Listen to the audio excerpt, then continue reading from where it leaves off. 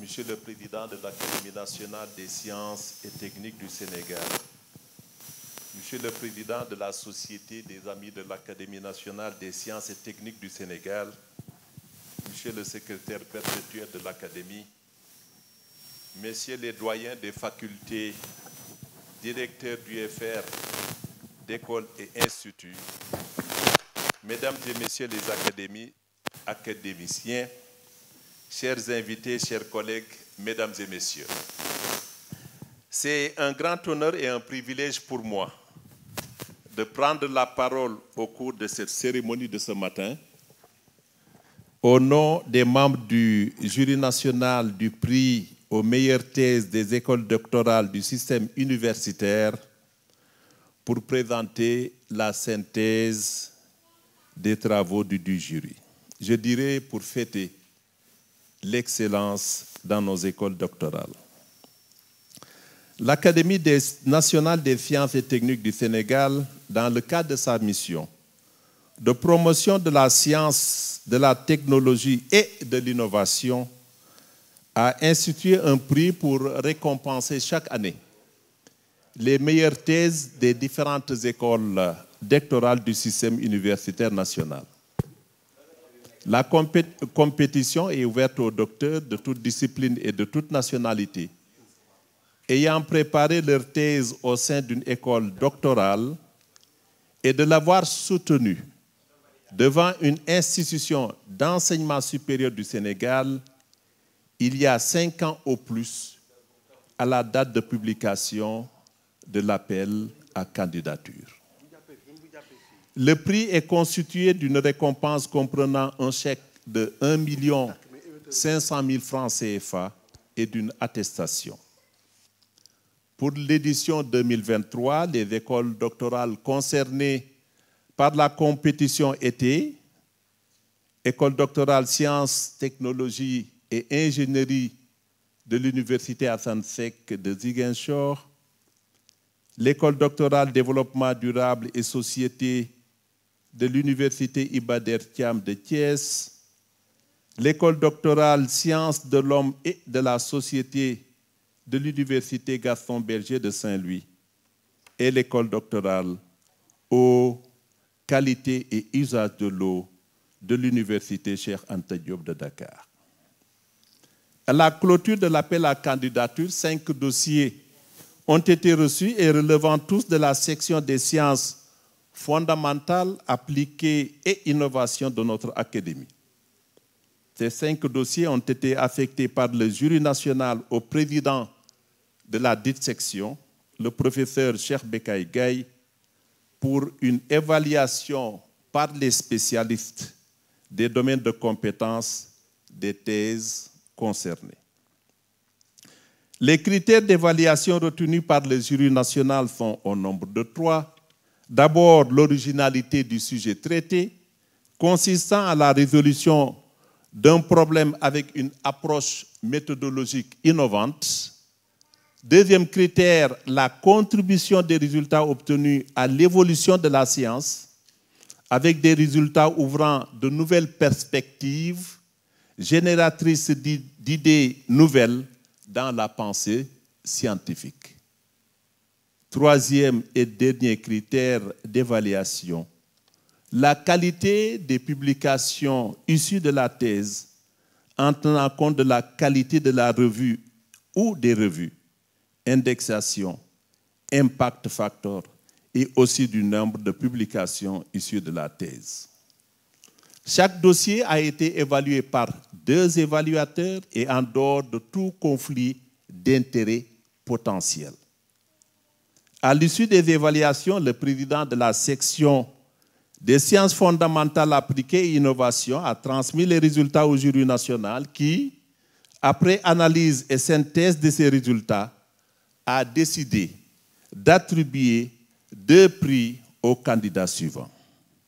Un prix à M. Rémi Ndioukane du laboratoire de chimie et de physique des matériaux de l'école doctorale Sciences, Technologies et Ingénierie de l'Université Assane Seck de Ziguinchor et un prix au Dr Jim Mouhamadou Lamine Diong, hydrologue, cartographe, modéliste de l'école doctorale eau, qualité et usage de l'eau de l'Université Cheikh Anta Diop de Dakar.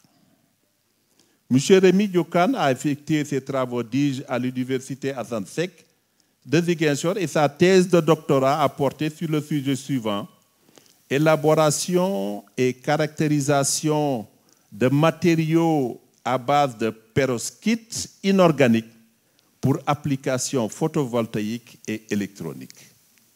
L'objectif de la thèse de M. Ndioukane est d'élaborer des cellules solaires inorganiques et hybrides en couche mince de perovskite et aussi d'étudier les propriétés morphologiques, structurales, diélectriques et ferroélectriques de ces couches minces.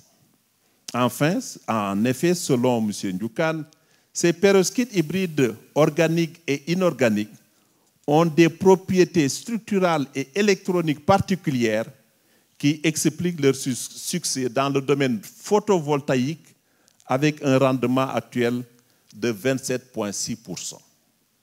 Cependant, ces perovskites hybrides ont un problème de stabilité dans le temps et pour faire face à cette difficulté, les recherches se sont orientées vers les perovskites inorganiques ferroélectriques. Et les résultats obtenus par M. Ndioukane ont montré que ces couches minces de matériaux conservent leurs propriétés diélectriques et ferrostatiques. Et en outre, la détermination de l'indice de réfraction confirme que ces matériaux peuvent être utilisés comme couche anti-reflet. Donc, un travail d'une importance capitale qui rentre dans le cadre de la stratégie d'énergie alternative pour le développement de nos pays. Quant au docteur Jim Mouhamadou Lamine Diong, il a effectué ses travaux à l'école doctorale eau, qualité et usage de l'eau de l'UCAD et son travail est intitulé « Partitionnement des flux d'eau dans le continuum sol, végétation, atmosphère en milieu semi-aride, apport des modèles mécanistiques et des isotopes stables de la molécule d'eau ». Son travail s'est focalisé sur la compréhension des processus hydrologiques en milieu semi-aride et en particulier au Sénégal dans le bassin arachidier et le Ferlo. Ces régions, caractérisées par une grande variabilité spatio-temporelle et un déficit hydrique, posent des défis majeurs pour l'identification des mécanismes de recharge des eaux souterraines et la quantification de l'évapotranspiration. Ces enjeux sont amplifiés par la sensibilité de ces régions au changement climatique, d'où l'urgence de résoudre ces problématiques. Les résultats obtenus par le Dr Diong ont conduit plutôt au développement et à la validation d'approches efficientes pour la paramétrisation des modèles en milieu semi-aride en cas d'absence de données. Ces résultats ont également permis d'identifier les régimes de circulation de l'eau dans le sol et d'évaluer l'impact de l'arbre agroforestier appelé Fedarbia albida sur le cycle de l'eau.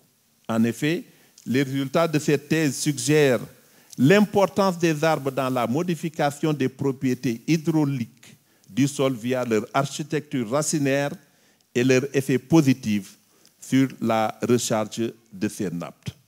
Ces découvertes aideront certainement les décideurs de mieux gérer de façon durable les ressources en eau dans ces régions.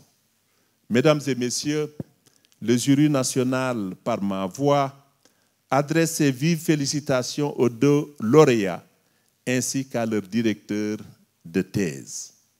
Je voulais également remercier tous les évaluateurs des dossiers des candidats, remercier Monsieur le secrétaire perpétuel de l'Académie, le secrétariat de l'Académie, le président et les collègues de la section Sciences fondamentales appliquées et innovation, ainsi que tous les membres du jury national du prix aux meilleures thèses des écoles doctorales du système universitaire sénégalais pour cette très belle collaboration durant cette année, cette édition 2023.